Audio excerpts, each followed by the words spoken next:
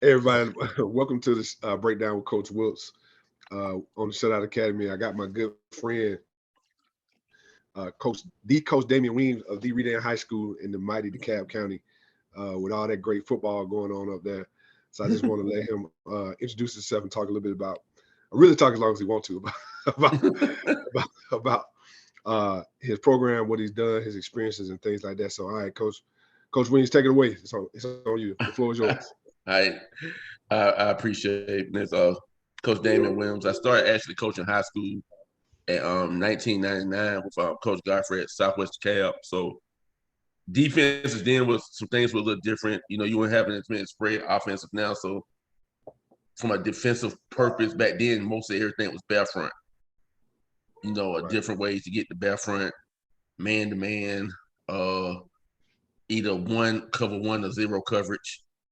You know, the you would go cover two every so often, but that was kind of how we did for a while. So we kind of evolved from that to a 3-4. And so about 07, 08, I was out to start calling defense. So we ran like some 3-4, 3-3, Right. um, some 4-2-5 stuff back then, some hybrid type stuff. Because people started using more spread formations. People started using more basketball players and different things like that to Right. play football, you know what I'm saying? So we had to find some matchup type stuff. So we would do that, rolling coverages, zone blitzes, different stuff like that. So in 2010, I got the head job at Miller Grove. And when I look back on it, that may have been one of the most fun times as far as coaching, you know, because we were Right. really working, and there was our culture I thought was pretty good, but it was a chance to really work with a pretty good group of guys until it wasn't.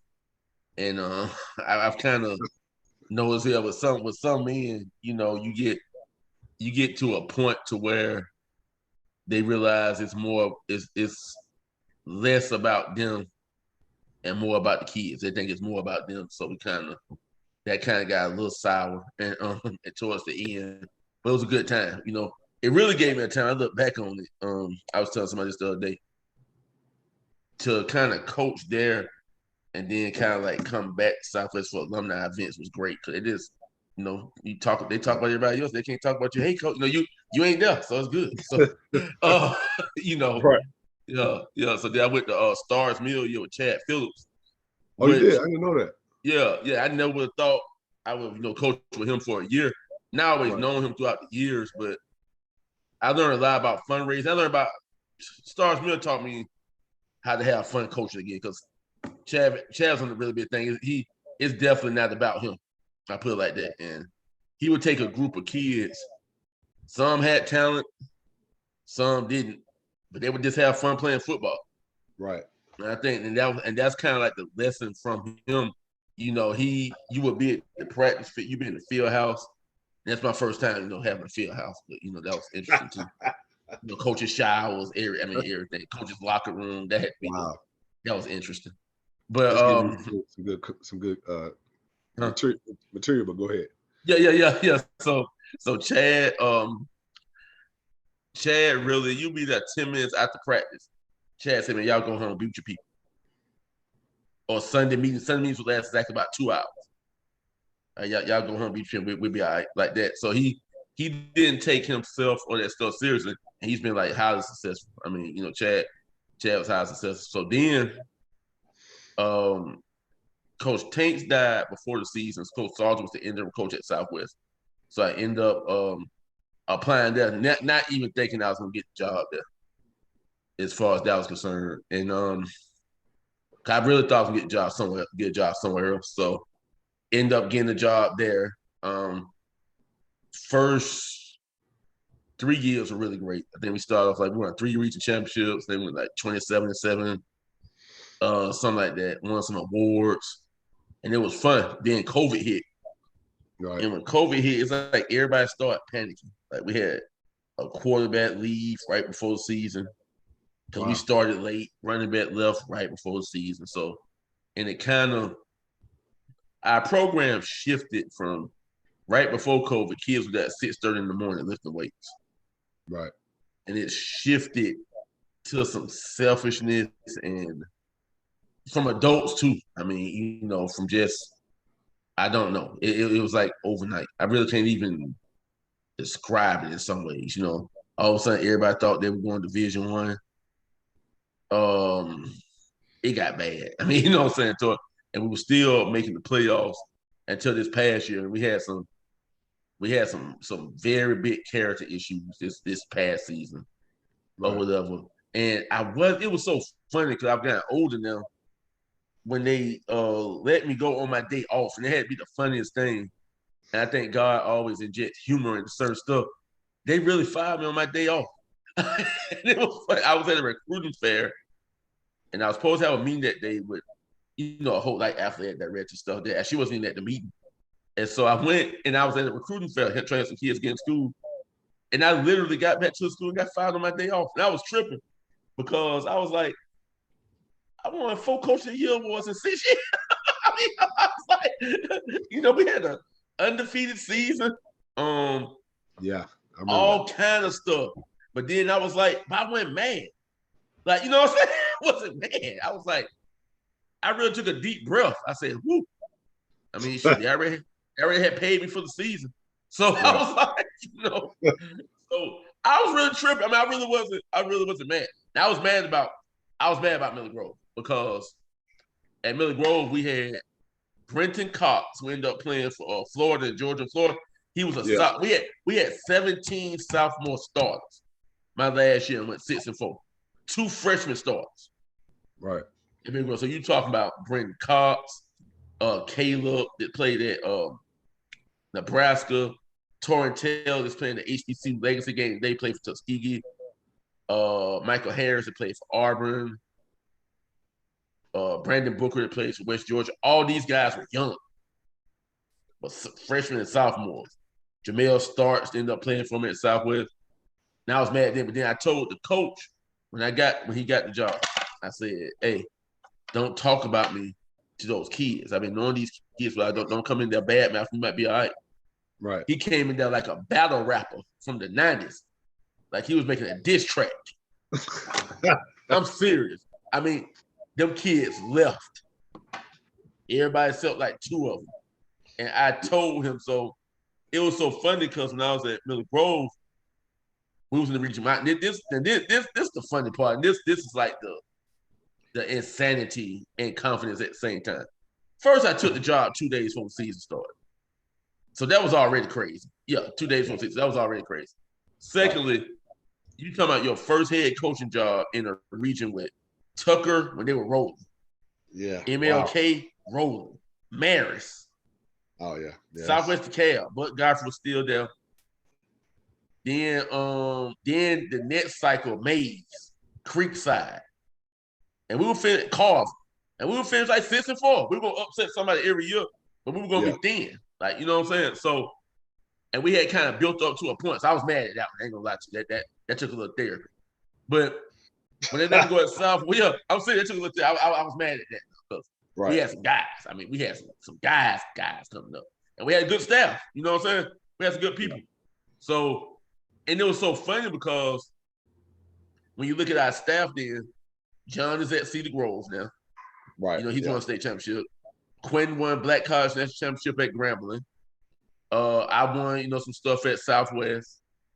It was a couple other coaches. Oh, one dude, he's doing some great stuff in Clayton County, communities and schools or something like that. There were a lot of coaches on that stage. There were a lot of people that came through Miller Grove. I mean, from Jasper Jude to Battle to Keevan Bell. Oh, yeah. All those people had coached there before. Right. You know what I'm saying? So, so there's a lot of people that came through. So when they let me go to Southwest, I said it was, you got some ego stuff. I was like, I wasn't mad. I was a little out of it for a minute, but I was like, shoot, I was tired. You kind of have some, I'm not gonna say unrealistic expectations, but you kind of have some stuff that's you gotta have a lot of support for. Like for instance, like from coming from that, I interviewed for 2 jobs afterwards, Salem and Redan. Okay. Right. wasn't going to interview at Redan. Somebody called me over Christmas break about the Redan job, and I said, then I had to do. I said, God damn, about the interview. I was trying to get out the county at that point. I said, no. I said, Right. I get out the county, whatever. So, and thought I had a job out the county, and something ended up not working out with that. Still not quite sure, but it's the lowest work. But then I looked at it because when I said, man, goddamn, I'm finna apply at Redan. Lord really spoke to me, real talk, because God talked to me like he's from Decatur.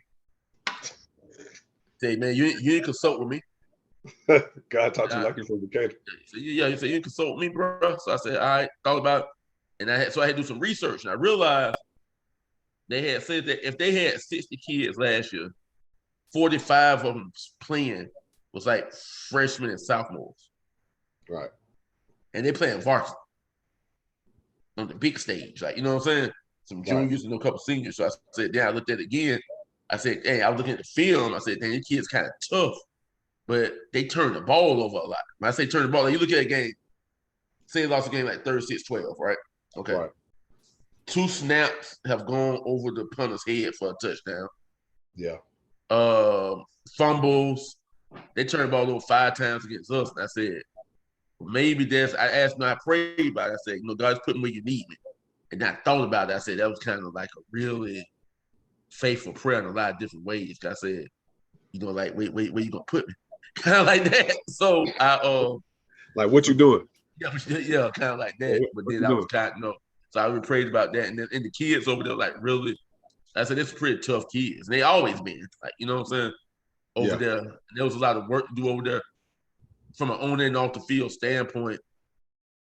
And there was just a lot of good stuff to do. And I knew the funny part about it was they had some really, really good coaches that was inquiring that really wanted to work with. I mean, it was coming out of nowhere. And then some coaches I know I need to leave behind because I might be trying to work on one coach and the Lord just blocks it. No, like, you're not going to, no. And so it was some other coaches that really wanted to work with. Good guys. I mean, like really, really good guy. Chris Ramsey from Decatur, Taylor Gathers from Collins Hill, Stephen Wright from Collins Hill, and I kept some of the people that were on staff that I thought were pretty good. I thought if they fell in line, some kind of stuff we were doing. So when I got there, I interviewed on January 20th at 9:00, right? And so they called me at 11:56 and offered me the job. Wow.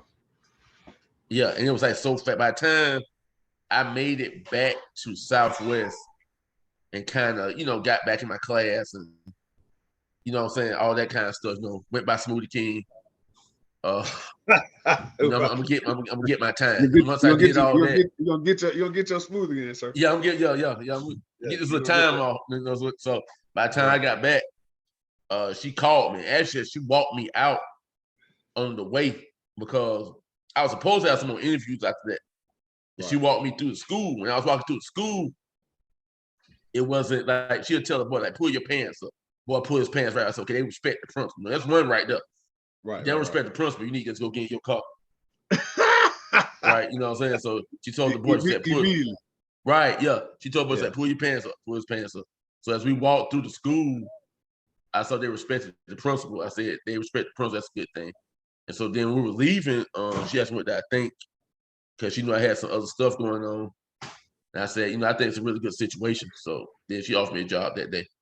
So that meant 11:56. So that's how you want it right there. Yeah, exactly. Then they were helping me as far as get some other people in the building, so on and so forth. So I thought that it would be a good thing. A lot of people didn't understand why I did it, you know what I'm saying? But it was good. I had to do what I thought. I thought it was a good thing. I thought that the whole thing was good because, like, my wife is the librarian at Redan Elementary. Oh, wow. Yeah. So I thought that the whole thing fit, really. I thought the whole thing fit. And it's been good so far. It's some work to do. I don't think some people don't realize that there's going to be work to do wherever you go.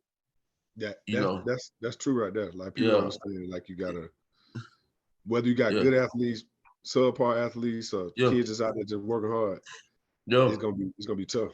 Yeah. And I looked at, some stuff like they've been, doing a lot of stuff as far as facility wise and cab and things. So they had updated their weight room. That was good. Kind of talking to coaches that were on the staff, where you're gonna let them go, keep them, all that kind of stuff. That was a little interesting. But it went well. But Cole, let me ask you a question. Yeah. Let me back up a little bit, because you give me some good material for let me ask you a question. What was it like playing under the legendary Buck Godfrey, then going back coaching at the school? It was funny because like playing for him, people had this idea. I think I always wanted to be a coach, but I didn't know I always wanted to be a coach. Because when I was in Little League, I tell them I wasn't that good. You know what I'm saying? So I was just pretty smart. Yeah. I'm not like these coaches that say, I was an All-American, such and such, such a. Yeah. I was just smart, so I was always going to be where I was supposed to be. Right. I was always going to be the practice on time. Right. If it was cover 3, I was going to be right there in that third. You're going to be right in that third. You ain't going to deviate. You're not going to deviate. Now I ain't going to switch it to man.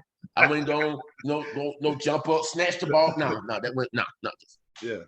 No, that's me. So I always so playing for him was good. Got that I met coaching, I was like 9. You know what I'm saying? So really? Yeah. So he came to the park. He came to the park. Yeah. So he was, good. I met him. I think I said he came to Rainbow for something. That's the elementary school right across the street from Southwest. And I forgot what exactly it was. But so that was cool. Now coaching with him, that was funny because I never, and people don't believe this, I was coaching at the park from like 95 through 99, right? Oh, really? At Glenwood Hills, yeah. And I was getting ready to graduate from college. I got put out of 3 different colleges. So I graduated from high school in 91. Hold on. Time out. You got don't get no detail, but you got put out 3 different schools. Yeah. So you were thugging. No, I was something. I was something. Yo, so I graduated from high school in 91. I graduated from college in 99. Okay. So I was going there just to have a conversation with Coach about. I forgot what we were even talking about. I think I was trying to get on like at Chapel Hill or something. Oh, yeah, okay. And he said, I was just trying to help, the feeder program or whatever. And he was like, you need to come up here. Right.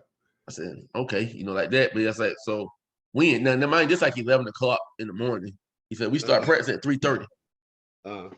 Classic Coach God. So I was there at 3:30. Now this is funny, like no schedule, no screw up. Be like, all right, go over there with the DBs. That's it. Man, it's about 30 DBs out there. Right. Yeah. They have a whole bunch of kids out there. Yeah. So we getting it in. And it ended up going well. I mean, because I work hard, whatever I do. And it went well. I mean, it was some bumps in the road because I think a lot of times what happens is sometimes when you go back to your high school, sometimes I think they still see you as you was when you were young. Right. You're a grown man now. Like, you know what I'm saying? So we coached for 10 years. It was we had some success. Definitely had some success. I actually learned a lot. And he's a little different sometimes now. I mean, that was different. We had some, but learned a whole lot. Because I'm gonna tell you the truth. Like this is like some real stuff. He really, when he had the little thing saying like more than victories, his saying more than victories. He's really like that. Like, you know what I'm saying? Because you'll be mad about one thing about loss, and he's really not concerned. At a certain point where he got to, it's more about development. And I think that, but I think a lesson to learn from him though is, and I know y'all have probably seen this before, whatever. Y'all's gotta make sure your staff run. Right. Yeah, y'all's gotta make sure your staff run. You got great people around you at all times. Correct. You know what I'm saying? I think because you gotta make sure everybody like-minded, and that's hard. Like, you know what I'm saying? That's hard in a lot of ways. And I think that, but a lot of stuff with him that I learned, but a lot of stuff with him that I learned from him too. Like, I think it's just good practice because Chad Phillips the same way. What you mean? As far as just not putting everything into the whole football standpoint, putting everything kind of the whole development. Like for instance, both of them a coach or a kid that's not really a good athlete. Right. But if he came out there and spent his time and he's coming consistent trying to play football, he should be a better player. Right. You know what I'm saying? Like that. You know what I'm saying? So I think that was a big thing. But he gonna get it out there. You don't know what's gonna come out of his mouth sometimes. Yeah. Gracious man, I've heard I played football with I played football with a lot of guys from South Dekalb. If you're from another state and you got a coach like this, then you lucky to have. But I've heard some stories. Yeah, and it's like real because you play you played with some really good guys that came through there. But, yeah, I did. Oh boy, he'll look different. Hey, I think that's why him and Coach Hunter were such good friends. Yeah, see, I met Coach Hunter in like the late 80s. I think that's when he first got the job at Clark. Remember when he first got the job at Clark? Was it 89, 90? He got it in something like that, late 80s, early 90s. Yeah. And so I remember he came back to school, but I knew about Willie Hunter. I always loved football. So I knew about Willie Hunter from when he was at Fulton. Yeah. And then I think he went to Georgia Tech with Pepper Rogers. Yeah. For a minute, all that kind of stuff. So an interesting Willie Hunter story though, like it's two stories. One, we were in high school and we was at Big Earl Gym, Yeah. May rest in peace. So we were down there. So coach took us down, we were working out and we were running. Yeah. Just like Rocky or something. No air conditioning. right. No nothing. Right. And we just in there running, and I actually think they forgot that we were in there running. This was during the summertime. And this back, when you still did what your coach said. You know how some of these kids are back before lawsuits and everything. And I think they forgot. So then another story when I was at Miller Grove, and Hunter might have been helping Buck at Southwest then. I can't remember. Yeah, this was when I was at Miller. Yeah, I think so. We had Supreme Fish on Wesley Chapel, me and a couple coaches, right? Because at this point, we don't have an O-line coach, right? Uh-huh. And no O-lineman. Our big O-lineman was like 5. He talking about I got no O-line, no O-line coach. No O-line. Our big guy. It used to be so bad. People would come to our practice that summer.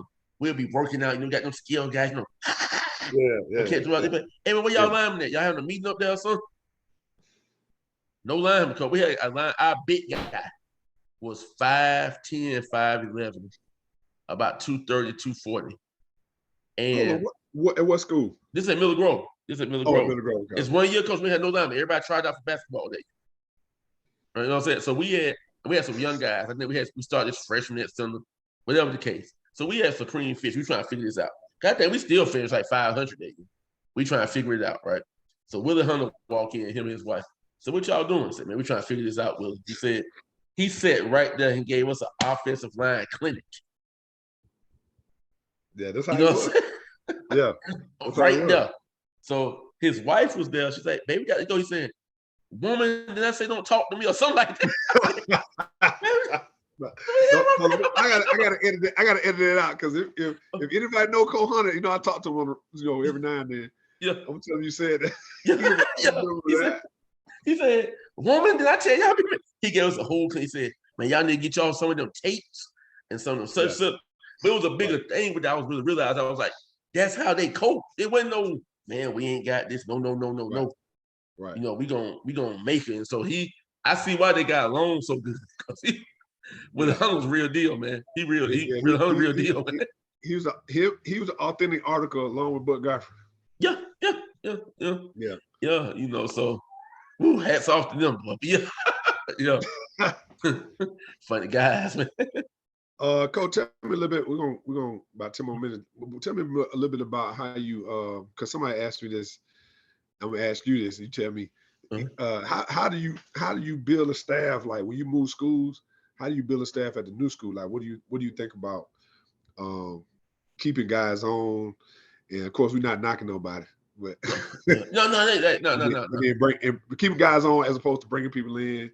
And some of the challenges with bringing guys in the building. You know what I'm saying? You get what I'm saying? Yeah. Well, I think I've learned at 50, that you got to have principals bought in. Correct. That principal has to have like she got these positions open, and she got that principal down. She has to be able to check with you. And that's something you got to ask from the beginning. And if they don't know sports like that, they got to have somebody that they rely on that knows it. Right. Like, because where I'm at now, she has like Coach Goodwin, the guy that built the baseball program. That's why it's like he did the Inner City Baseball Classic. He's a scout for the Dodgers. He's the principal at Redan. You know what I'm saying? So she relies on him for that, and the athletic director for wise counsel. Like, you know what I'm saying? So if like for instance, we're gonna have fourth period weight training there, which I was able to start at Southwest last year. But as far as that fourth period weight training, people in the building, it has to fit, and you have to know some people too. But it has to fit. So they have to have a vested interest in success too, because you're talking about the overall student environment, because we're in the South. But I think as far as when you're choosing coaches, like I think that Redan needed coaches that knew how to develop, how to make, from a patient standpoint, or how to build. Now I'm talking about when I say build, I ain't talking about you just go out there and you just cussing kids out every day. I'm talking about you gotta know how to teach it in the classroom and such that. So I get like some references, like like for instance, you get references from people, and you should know some people anyway. But I kind of talk to different coaches, around, and these coaches that I hired, I think they were really good as far as development. And one of the guys that I'm probably gonna be co-OC or something like that. Gonna do some play calling, but he was coaching at Dekalb for some years, and then he went to Redan. Oh, okay. Played baseball there, so he has his daughter's gonna be there next year, so he had a vested interest in the success. Like, you know what I'm saying? So you got those people that really care about development. Like for instance, sometimes some people assume like a situation is a lot better than what it was. Correct. And it is. Like, say for instance, if you said, "Hey, coach, I'm gonna get the," and I haven't seen them play over in some years, but say if you said, "Hey, coach, I'm gonna get the head job at Mady's tomorrow," people gonna assume everybody's 6'5", 280. Correct. People gonna assume you got 2-3 quarterbacks. Yeah. It don't work like that.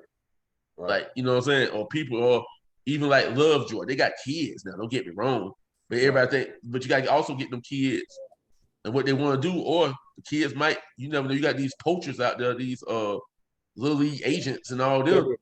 Tell me about it. Tell me about it. So, huh? Yeah, you know what I'm saying? So tell me about it. Yeah. So tell me. Yeah, you got to get those people. So you got to get you some guys that's invested. You got to get some guys that's in development. And you got to get those guys. You got to get those people that know the community, that know some of the families. So when they say his name, they're like, okay, I know him. Like, you know what I'm saying? And so, it's like that. But my whole thing is, and I've seen coaches do this, and some of them been success, some of them burnt out. It's just not me. I'm not a snake oil salesman. Right. Oh yeah. So I'm going to tell you, I think I may be wrong. I mean, I may be wrong. If I'm wrong, then you can prove it and say I'm wrong with it. But I'm gonna tell you the truth first. Right. Like for instance, I'm not gonna say what school, but okay.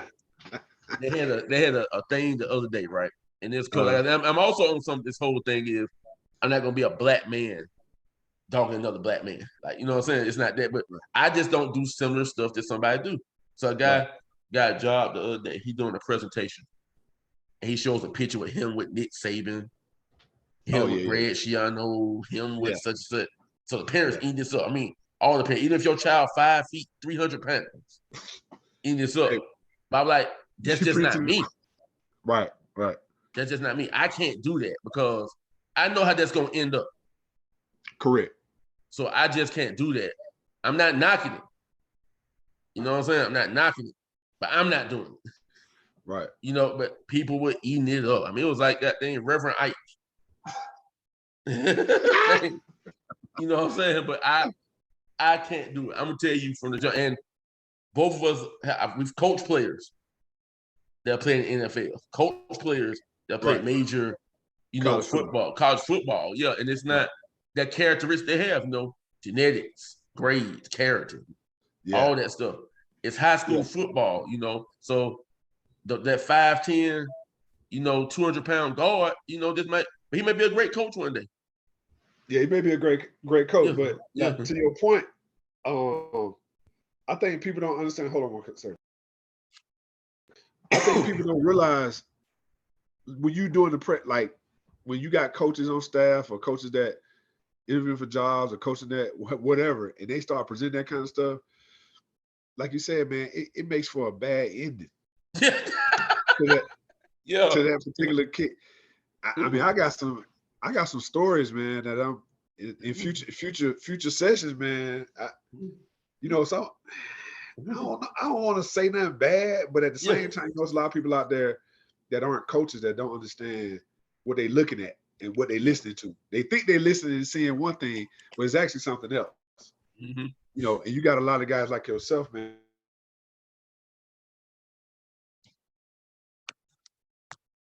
Man, that done a job at where you are. And about this before, sometimes people, they get entitled, or what they do is they think something about you that's not true. Listen to somebody else, or they got their own mindset. And when you bring coaches on staff, or you trying to hire coaching staff, man, it's just so much that go into a head coach, man. I think people don't even realize what's going on. You got to be like 1,000 different things at one time, all the time. And what it comes down to, and hopefully, I don't care if they watch it or not. When it boils down to it, it's all about winning games. Yeah. You got all this stuff riding on. You have all this other external stuff. It's about winning football games. That's how you judge at the end. And think about that guy that's showing the coach. Think about what happens to him. He's showing all these pictures of Nick Saban and all this kind of stuff, right? And let's say he go 3-7. Then what? A 1-8. I mean 1-9, or 2-8. Consistently. Let's say he's not successful. Then what? So now what you gonna say? Yeah. So then you gave up 3 years. You gave up how many years to this guy because somebody that mean or somebody agreed that this dude the best job. Yeah, and it's bad. I think too. It gets bad from that standpoint, and it gets bad from. I think we listen to the wrong people, and we because Coach Godfrey he's in 3 Hall of Fames now. Wow. Right, and he never had a losing season. But he won 1 state championship. Right. So obviously his impact was a lot more than football. Like, you know what I'm saying? And I think people don't realize that. Like I would hate, I think he really came at a good time because I would hate for social media to be, like now, some stuff. So and it's bad, So I think he really came during the right time and just knowing him, I know he did, but it's bad what people look. Then it has to always be some kind of conspiracy now. Like, you know what I'm saying? Like you said, like, they were doing this, they were doing that. Come on, man. I mean, you know what I'm saying? So, at that point it's bad. But I think that I had somebody say last year, you can't coach and preach at the same time. What? Yeah, you can't coach and preach at the same time. Man. Well, you talking, so what's the difference? Yeah, you know what I'm saying? So it's just bad, man. You got to. I was telling somebody this the other day. I think it was maybe Quinn Barrera. I said, man, you got to be yourself. I said, you got to start with it and you got to end up like that. Because, man, people have you being so. Because at the end of the day, it's going to be a beginning and end anyway. At some point. Right. You know what I'm saying? So, it just is what it is. Yeah. Well, all right, Cole, man. Hey, we're gonna wrap up, man. I really appreciate your time. And next time I get this technological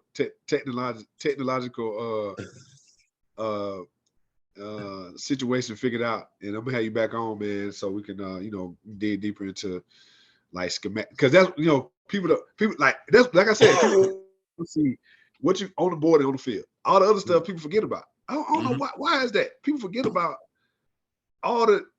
it's a whole bunch of other stuff back there that you're doing that people don't realize. So next time I'll bring you back on, man. I'm gonna figure out what else. Figure this thing out so you get on here and draw on the board. And I do it, John, man. It's always the last man with the pen win, that kind of thing. Listen, I was up. I took my son up to a visit in North Carolina, and we were talking about offensive defense. And the offensive coordinator asked me some questions. He just, he volunteered. So it was some parents in the room that were coaches. And so he kept throwing stuff at me. I kept saying it back. Well, coach, the last man with the pen win. I said, well, coach, you asked me. You asked me. So, I'm up here just to visit. You asked me football questions, man. I ain't trying to be coaching no football. But anyway, man, I appreciate I appreciate your time, man. And Appreciate you. Till next time, man. This and hopefully everybody enjoyed this. And until next time, this is Coach Damien Weems at the mighty Redan High School. Check him out on his social media. Those of you that go to Redan, whoever's seeing that, we're not knocking anybody. We try, this all for help. This is everything for the help. You know, everything we're doing is helping and edifying other coaches, man. And I appreciate your time, Coach. Until next time, man, I'll give you a shout.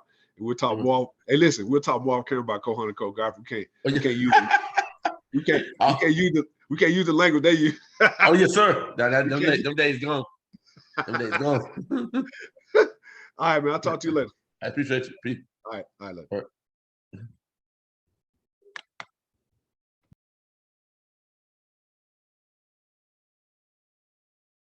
right.